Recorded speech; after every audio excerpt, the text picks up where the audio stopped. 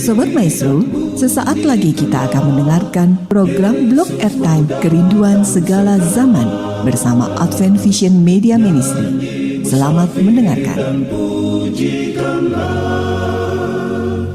Yesus mau datang segera. Shalom para pendengar yang dikasihi Tuhan dimanapun Anda berada.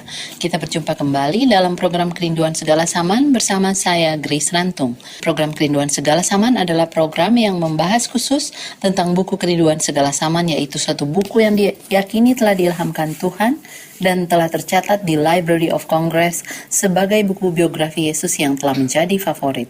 Dan dengan tuntunan Roh Kudus hidup, banyak sekali orang telah diubahkan melalui buku ini, karena buku ini khusus membahas tentang Juru Selamat kita, yaitu Yesus Kristus.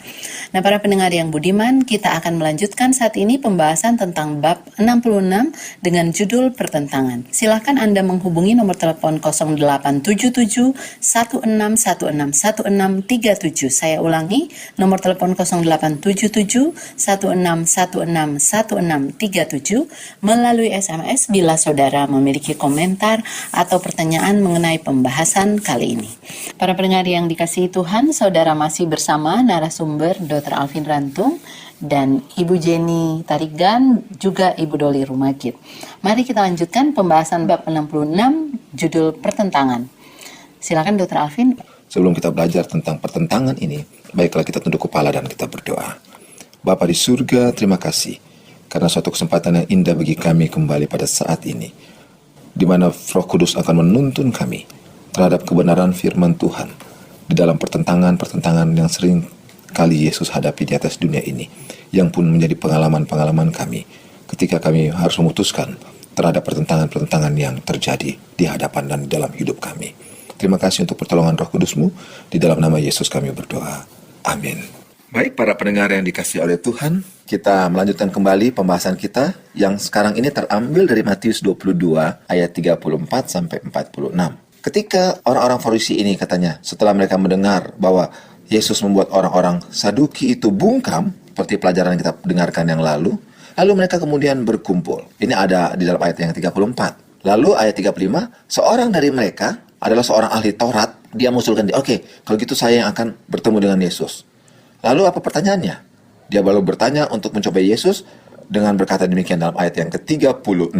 Guru, hukum manakah yang terutama dalam hukum Taurat? Pendengar yang dikasihi oleh Tuhan, seringkali bagi manusia, semua perintah Tuhan kita coba pilih-pilih. Mana yang terbaik? Seringkali dalam pengalaman kita hidup sehari-hari, firman Tuhan kita pilih. Mana yang enak untuk saya?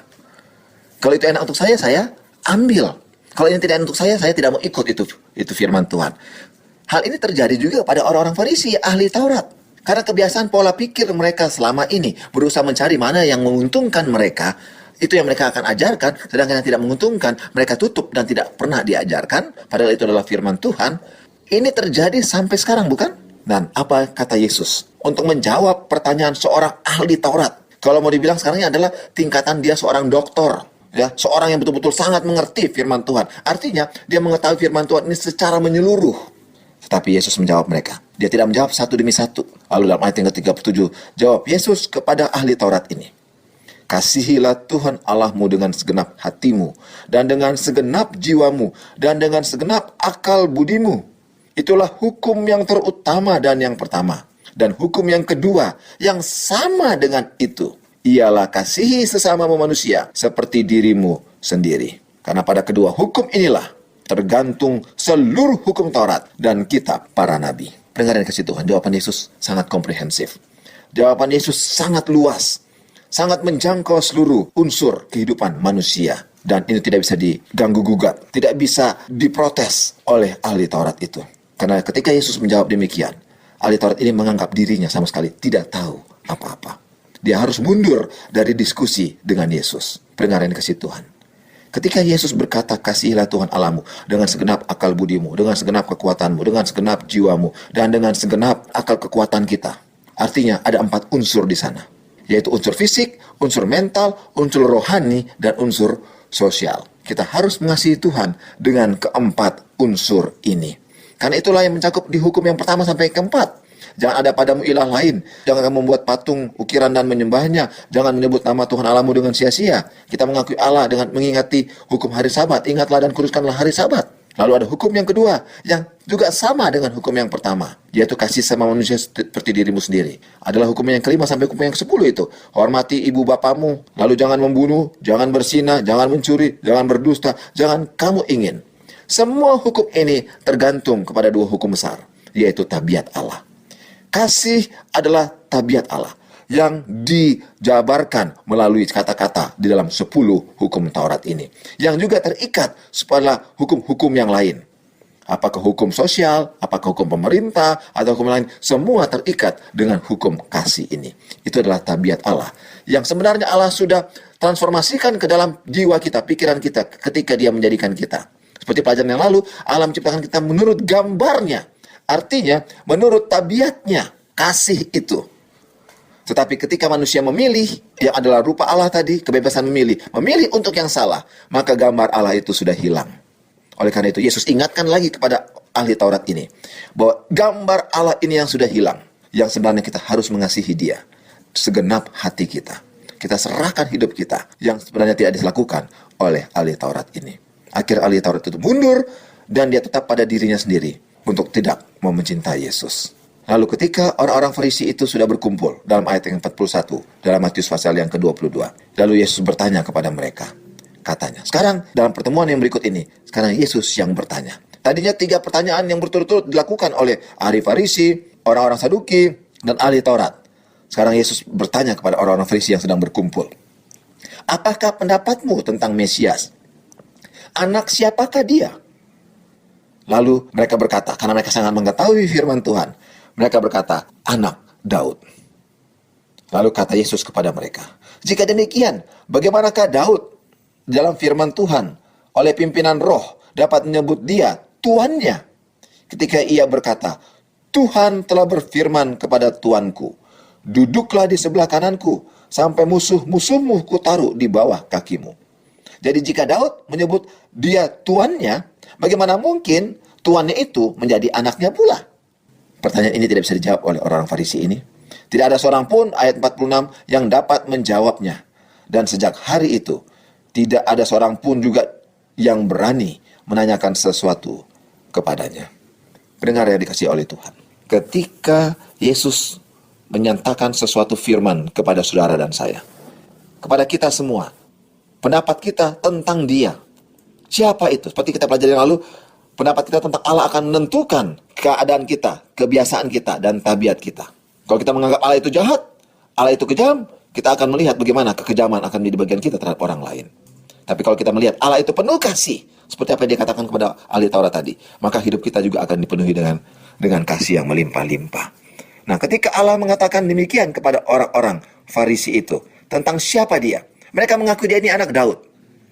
Tetapi dalam praktek sehari-hari, dalam kehidupan mereka, mereka menyangkal dia ini Mesias atau anak Daud. Karena sejak Yesus lahir di kandang Bethlehem, Yesus dibesarkan di Nazaret, mereka semua tidak menganggap tentang keberadaan Yesus anak Daud.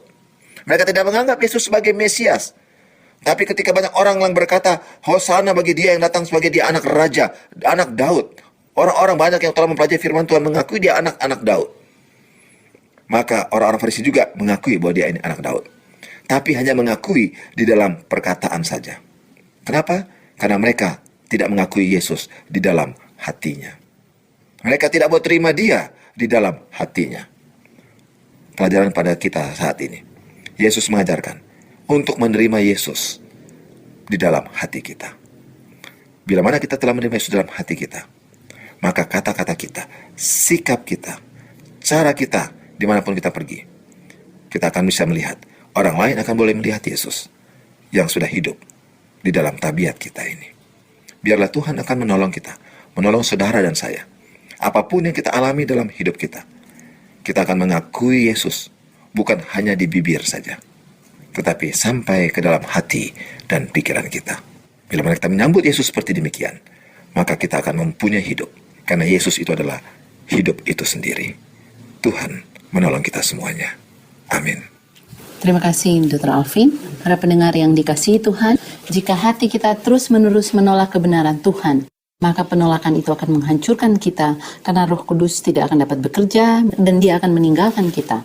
Kita harus memiliki kerendahan hati agar Roh Kudus dapat mengajarkan kepada kita tentang tabiat Yesus yang Maha Kasih. Kami berharap pendengar masih terus bergabung bersama dalam pembahasan bab 66 buku Kerinduan Segala Zaman. Jika saudara memiliki komentar, pertanyaan, bahkan permohonan untuk kami doakan, silakan layangkan SMS ke nomor 0877 16161637. Baiklah Dr. Alvin, Ibu Jenny, dan Ibu Doli, saya memberikan komentar. Kita tahu bahwa orang Saduki tidak percaya kebangkitan, tidak percaya malaikat, tadi sudah disampaikan Dr. Alvin, juga tidak percaya tentang pekerjaan Roh Kudus yang mengubah orang untuk menjadi lebih baik dari hari ke hari. Jadi mereka yakin bahwa hidup itu adalah untuk sekarang, sehingga mereka itu mengumpulkan kekayaan-kekayaan dan mereka adalah orang-orang yang kaya. Nah, sesungguhnya kita menyadari bahwa betapa malangnya orang yang tidak memiliki keyakinan bahwa ada pekerjaan Roh Kudus di dalam hatinya. Karena ada begitu banyak contoh orang-orang yang memiliki banyak kekayaan tapi tidak ada kedamaian di dalam hidup. Dan firman Tuhan mengatakan hanya di dalam Yesus kita memiliki kedamaian. Jadi betapa bersyukurnya kita memiliki Yesus yang akan memberi kita kedamaian dan kebahagiaan yang tidak dapat diberikan oleh dunia. Mungkin itu yang saya komentar untuk yang pertama. Bu Jenny, silakan. Terima kasih Dr. Grace.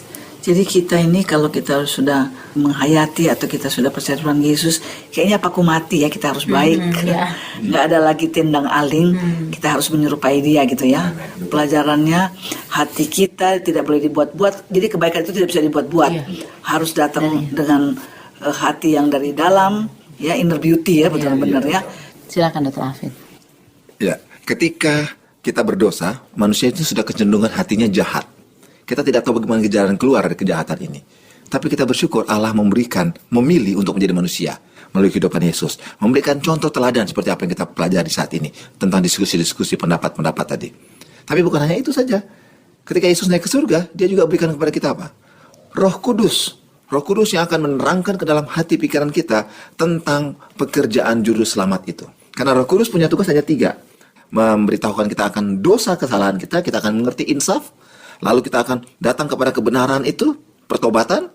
Lalu bagaimana kita akan hidup dalam kesucian. Hidup suci untuk tidak hidup di dalam pengalaman refleks dosa yang selama ini terjadi. Itulah tugas Roh Kudus. Bagaimana kita bisa seperti cara Yesus, hanya dengan pertolongan Roh Kudus lah. Bila mana kita mendengar suara Roh Kudus. Bagaimana caranya? Kita memilih untuk dengar suara itu. Bila mana kita keraskan hati untuk terus berulang-ulang, kita sudah tahu ini salah, kita salah buat. Lama-lama suara Roh Kudus makin hilang. Tidak terdengar. Dan firman Tuhan mengatakan dosa yang tidak dapat diampuni lagi adalah bila mana dosa kepada Roh Kudus sudah menjadi matang, tidak ada lagi pengampunan dosa. Karena kita sudah betul-betul menutup hati kita kepada pengampunan yang Yesus sudah berikan itu.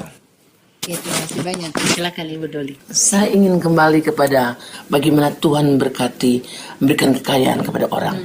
Dalam kehidupan Yesus waktu di dunia ini, orang kaya betul ada yang memberikan hartanya supaya dia berkuasa ya. Kita lihat di mana jemaat pun ada itu. Tapi kadang-kadang Tuhan menggunakan kekayaan juga orang kaya untuk jadi berkat. Buktinya waktu Yesus di sini dia panggil Sakius orang kaya itu ya. Ada Nikodemus orang kaya. Dia gunakan mereka sebagai alatnya untuk membawa jiwa-jiwa bagi Tuhan. Jadi harta itu diberikan Tuhan untuk menjadi saluran berkat untuk membawa jiwa-jiwa bagi Tuhan. Itu aja yang saya mau tambahkan sedikit di sini. Terima kasih banyak. Hal yang lain yang kita dapatkan dalam pembahasan ini tadi sudah disampaikan oleh Dr. Alvin, yaitu tentang hukum Allah. Ya, mereka mau menjebak Yesus kan, mana yang lebih penting, hukum yang mana? Karena mereka menganggap Yesus ini hanya berbuat baik. Jadi kan ada 2 hukum kan. Loh batu yang pertama 1-4 adalah hukum kasih kepada Allah. Sementara 5-6 kasih kepada sesama. Mereka menganggap Yesus lebih berat kepada yang 6, yang kedua. Jadi yang kepada Allah dianggap tidak hormat hari Sabat lah segala macam. Tapi kemudian Yesus menyatakan bahwa tidak ada yang lebih penting karena itu adalah prinsip kasih kepada Allah yang terutama pertama, dan yang kedua yang sama dengan itu yaitu yang tidak kalah, jadi kualitasnya sama. Nah, di sini ada quotation yang sangat baik.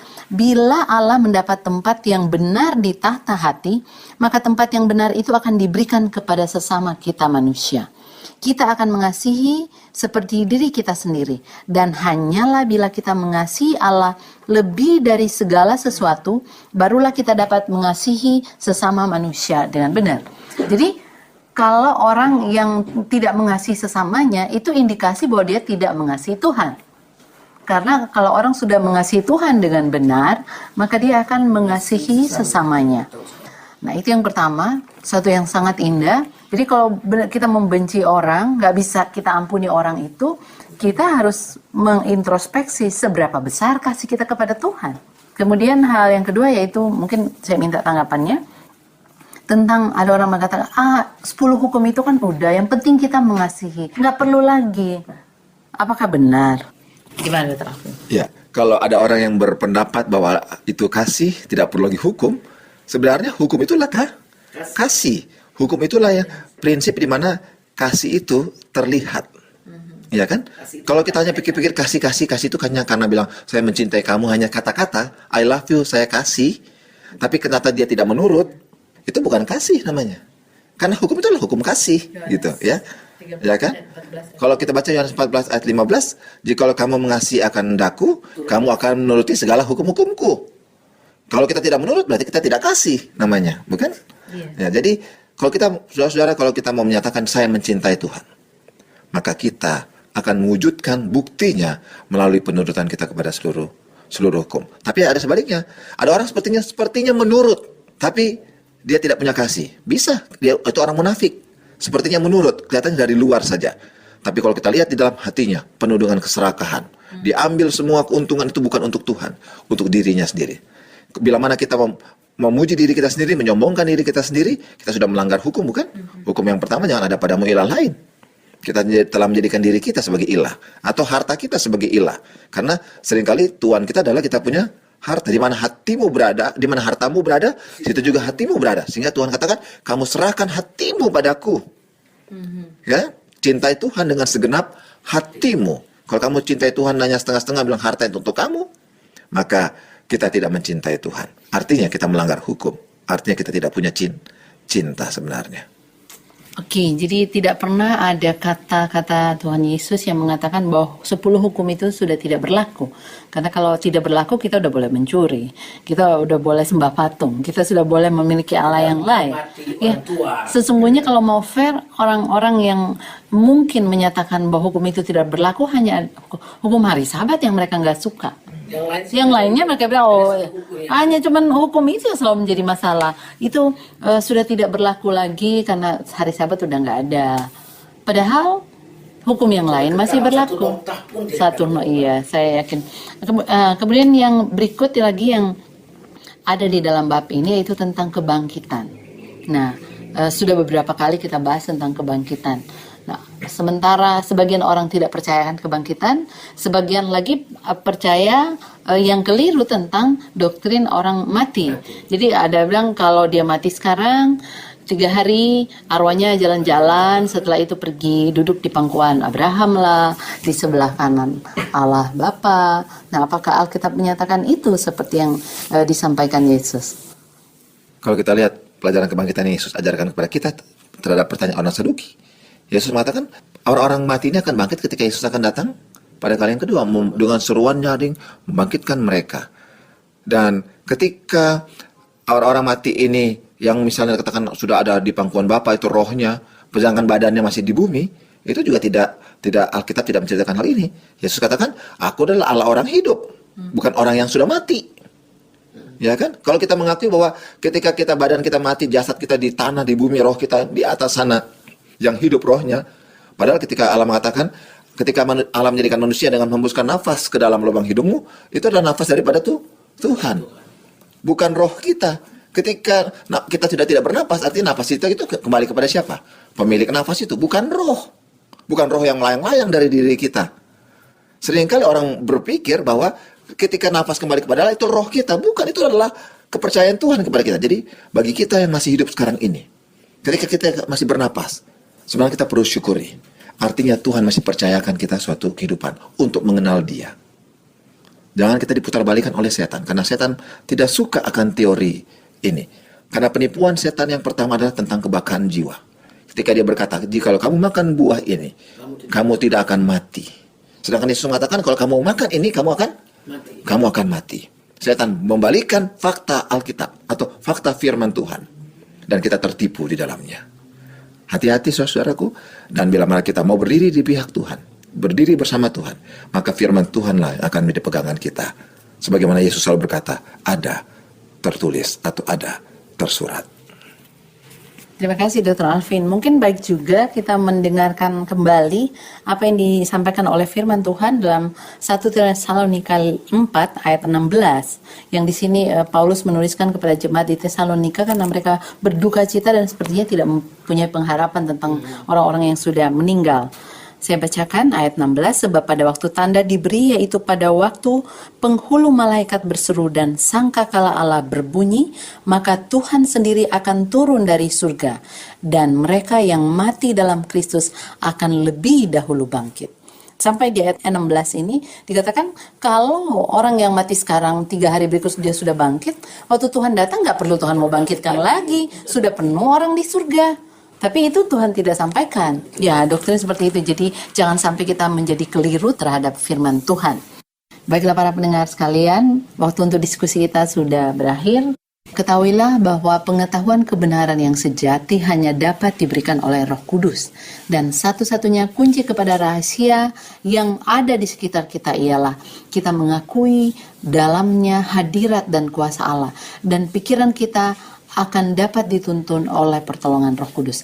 Mari para pendengar miliki kuasa Yesus yang akan mengubah karakter kita untuk menjadi seperti Dia dengan mempelajari hidup Yesus bersama kami dalam membahas buku Kerinduan Segala Zaman. Baiklah para pendengar yang dikasihi Tuhan, mengakhiri pembahasan bab 66. Mari kita dengarkan kesimpulan berikut ini. Pendengar yang dikasihi oleh Tuhan, dalam hidup kita akan terjadi begitu banyak pertentangan. Setiap kita bangun sampai kita mau tidur misalnya. Dari kita dilahirkan sampai kita mati. Pertentangan demi pertentangan akan terjadi. Tapi kita bersyukur. Pertentangan ini telah diberikan jalan keluar melalui kehidupan Yesus. Allah yang memilih menjadi manusia. Allah yang memperdamaikan kita yang berdosa, yang bersalah, yang harus mati, kembali diperdamaikan dengan dirinya melalui anaknya Yesus Kristus. Bukan hanya situ, kita diberikan kuasa bagaimana kita boleh bertobat, bagaimana kita boleh dibenarkan tadi, bagaimana kita boleh disucikan melalui kuasa Roh Kudus untuk menjadi seperti Yesus. Biarlah ini akan menjadi pengalaman kita setiap hari, akan menolong kita menang dalam setiap pertentangan dalam hidup kita. Kita tunduk kepala dan kita berdoa. Bapa di surga, terima kasih. Betapa indahnya kuasa kasih-Mu. Betapa indahnya segala penarikan yang Allah telah berikan kepada kami. Di dalam kehidupan Yesus, dalam kuasa dalam Roh Kudus, dan terlebih dalam kasih Bapa yang sudah dinyatakan melalui tabiat-Mu, melalui firman Tuhan. Bapa di surga, biarlah kemenangan ini akan menjadi pengalaman kami semuanya. Dalam berbagai pergumulan hidup kami, dalam pergumulan keluarga, dalam pergumulan pekerjaan, dalam pergumulan pendidikan, dalam pergumulan bagaimana mendidik anak-anak kami, dalam pergumulan bagaimana memilih pasangan hidup kami, dalam pergumulan dalam kesakitan penderitaan, dalam pergumulan masa tua kami. Tuhan, kami percaya, jalan keluar semuanya ada di dalam Yesus. Biarlah hati kami, pikiran kami, jiwa kami, kekuatan kami menjadi milik-Mu. Dan biarlah sesama manusia menjadi bagian yang indah dalam hubungan kami, dalam membagi kasih Tuhan. Dalam nama Yesus kami berdoa. Amin. Para pendengar yang dikasihi Tuhan, kami menunggu SMS Anda di nomor 0877 1616 1637. Kami berdoa semoga berkat limpah dari Yesus telah menjadi bagian kita semua, dan kami berharap untuk bertemu kembali pada pembahasan selanjutnya bab 67, celaka atas orang Farisi.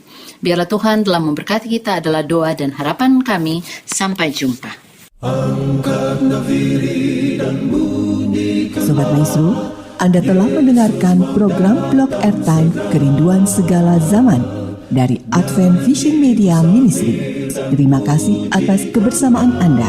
Tuhan memberkati. Yesus mau datang segera.